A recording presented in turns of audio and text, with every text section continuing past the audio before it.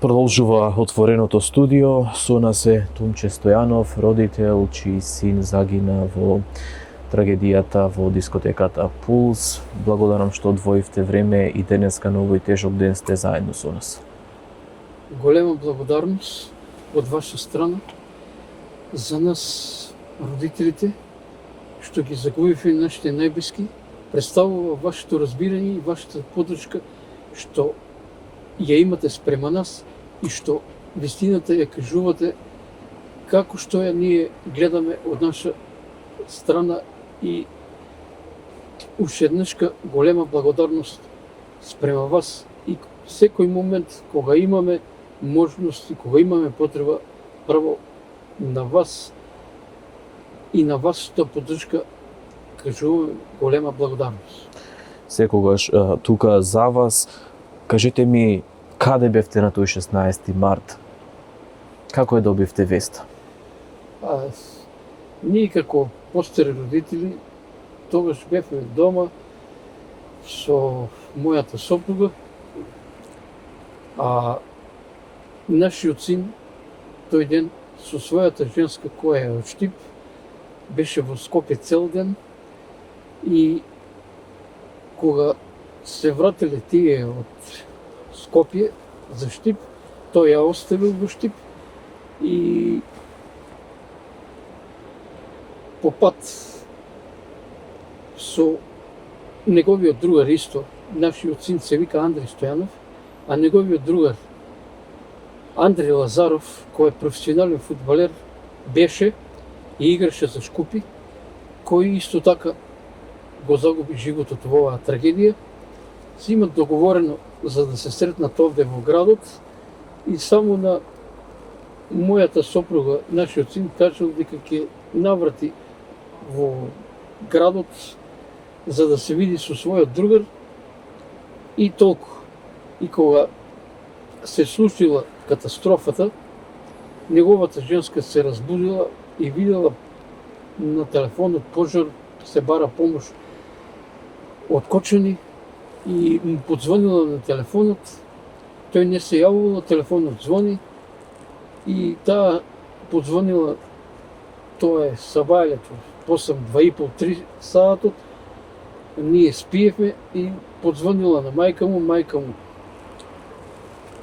не знаејќи дека е точно Андреј, звони исто телефонот, звони, проверуваме, пошто ние на горниот спрат, тој на долниот спрат го нема и одмах со автомобилот, пошто ние сме од Оризари, тоа е на излазот од Кочани спрема Виница и се упативме спрема диското. Кога стигнавме тука во градот, прво отидовме во болницата со таткото на Андреј Лазаров, пошто и он е од Оризари, и во болницата беше, што да кажу, хаос, гужва на сите страни и јас одмах од дома кога тргнавме земдов слика. Со таа слика заради распознавање, по пат едни деца што биле во диското ми рекоа: "Чичко, не се плачи, вашиот Андреј го видовме излезе од диското." Тој искочил точно од диското, ама не се јавуваше.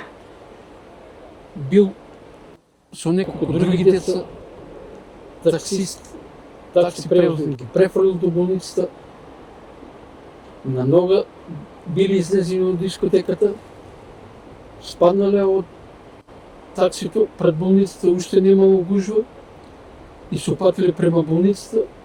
По пат само некои од децата што биле во таксито изјавиле дека ако може побрзо да вози, некако да тешко дишаат и толку.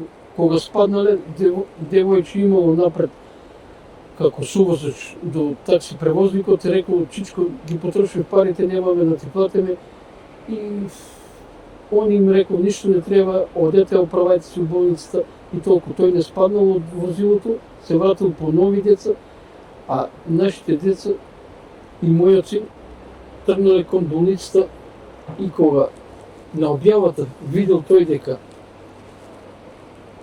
нашиот син почина да се запрепастил, пошто сите други деца се спасени, а тој настргал, а тоа енигма ќе ни остане за секогаш, пошто ние со тие информации што ги имаме добиено, дека тој стасал на нога во болницата, а во болницата не знаеме дали му е пружена помош и колку му е пружена и дали уопште некој е реагирал да му помогне, пошто кога стасаваме ја и мајка му болницата, речеа ми болницата нема таква особа, одете тржете на друго место. Договориме се така да мајка му на нашиот Андре и татко му на Андре Лазаров да одат во Штип, да тражат таму, а јас останав тука во Кочани, тие отидоа во Штип, таму нема такви особи, од Штип за Скопје исто и таму нема такви особи, се враќаат назад во Штип го наоѓаат Андре Лазаров, неговиот другар, неговиот татко останува таму, а мојата сопруга со мојата сестричница се враќаат тука во Кочани. Во меѓувреме јас во Кочани тука барам помош и инсистирање за да ми каже некој за вистината, пошто нема никакви информации и пошто сумнива станува ситуацијата, а не пуштаат никој, полиција и со текот на времето доаѓаме до сознание дека според предпоставките нашиот син е починат и е тука бил цело време во болницата во Кочани, ама првичните моменти бевме одбиени, не ни беше дозволено да влеземе во болницата, да знаеме што се дешава. Кога мајка му се врати од Штип, дојде, јас си кажав за ситуацијата и ние со големи молби, таа со плачење, со една вработена од болницата и беше дозволено да влезе, а мене ми избоцкаа и не ми дадеа да влезам под голема притисок од полицијата. Мајка му само го виде најстрашниот момент во нашиот живот, дека многу починати деца имало внатре во болницата, сите биле во вреки, а нашиот син лежал на болнички кревет без нешто да му фале, без да е изгорен, без да е исчаден, искачкан, нагмечен, само вика нашиот Андре не диша, а друго ништо не му фали. И таква беше таа 16 мартовска ноќ, како родители загубивме нешто највредно и нешто најдрагоцено во име на парата и криминалот, некој што го правил и нашето дете и други 62 млади животи отидоа за секогаш. На нас само остана бол, тага, плач и не пребол. Додека сме живи, нашата ситуација нема да биде променета. Како родители сме ние оставени фигуративно само да функционираме, а што е убаво се ни зедува. Кој беше Андреј? Раскажете ни повеќе за него, од што се интересираше? Андреј Стојанов не дека е наш син, не дека е наше дете, Андреј Стојанов беше безпрекорен, цврст, стабилен. Андреј Стојанов беше момче од збор, со своја програмер по занимање, работеше во Асеко во Скопје, педантен, одговорен, колку да имаше тежина, тој не даваше слабост, не даваше до сознание дека има проблеми, сам се бореше, сам се справуваше и во школото, и во работата. Тој како студент беше одличен студент, диплома со 10, со вработувањето исто, уште пред да ја земе дипломата на конкурс Асеко во Скопје, отиде, успеа, сам се снајде, сам се запосли, работеше, беше ценет и од колеги, и од професори, и од другари, и секој што го познаваше Андри и што го познава, секој за него пофални зборови и секој за него само може да каже дека штета таков дечко и такав безпрекорна личност на овие денешни турбулентни и стабилни времиња тешко се најде. Друго, за Андри Стојанов имаше многу желби, сакаше да напредува во кариерата, имаше план со својата женска да остварат брак, пошто повише години беа заедно и сите желби, сите убави нешта му ги скрати некој друг.